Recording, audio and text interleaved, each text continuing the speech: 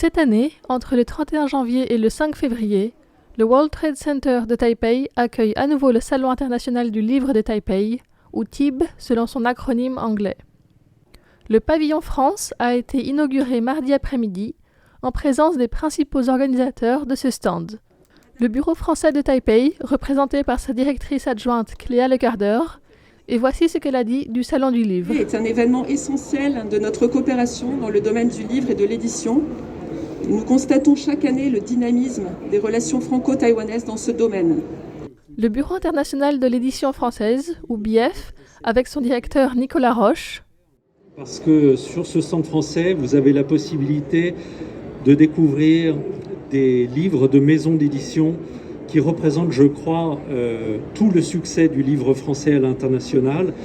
Sophie Hong a ensuite souhaité la bienvenue à tout le monde, remerciant l'équipe de la librairie présente depuis plus de 20 ans à ses côtés et qui assure la présence de la France à ce salon chaque année. Par la suite, le président de l'ATTF, Association taïwanaise des traducteurs de français, Christophe Chan, a procédé à la cérémonie de remise du prix de traduction 2022 dans la catégorie fiction. Il était accompagné de Manon Brevard, directrice générale de BNP Paribas à Taïwan, qui sponsorise ce prix. Je suis heureuse de présenter le prix de la meilleure traduction à la gagnante, Madame Zhou Hui-in, qui a traduit Une rose seule de Muriel Barbery. Une traduction dont elle parle plus en détail dans une conférence quelques jours plus tard. Muriel Barbery a fait preuve d'une écriture très dense, très poétique, philosophique aussi, dans un roman qui décrit le voyage au Japon d'une femme pour recevoir l'héritage d'un père qu'elle n'a jamais connu. Mais revenons au pavillon français, qui est toujours en ébullition. Il y a là à la fois des gens qui viennent acheter des livres, comme le directeur du bureau français de Taipei, qui est rentré vendredi à Taïwan et est venu le jour même au Salon du Livre.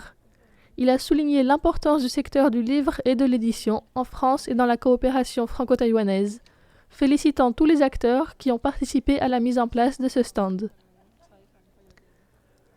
Sur le pavillon se trouvent également de très nombreux acteurs du milieu du livre, éditeurs, auteurs, traducteurs et interprètes, invités ou locaux, etc.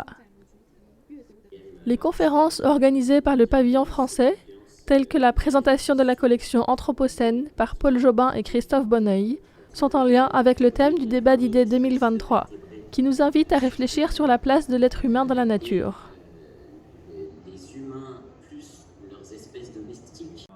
C'est également le cas d'une discussion sur l'écolittérature entre la France et Taïwan, présentée par le grand écrivain taïwanais Wu Mingyi et le professeur Gwenaël Gafrik, qui est également le traducteur attitré de Wu Mingyi en français.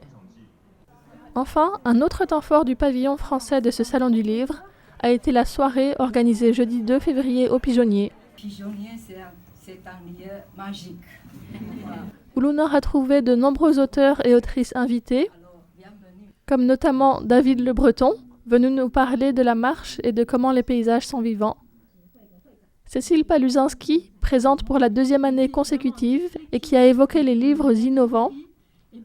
Des autrices francophones d'autres pays, Marine Schneider et Kim Thuy, étaient aussi de la fête. De même que différents acteurs du monde de l'édition, de la traduction, de la culture et de la francophonie à Taïwan en général.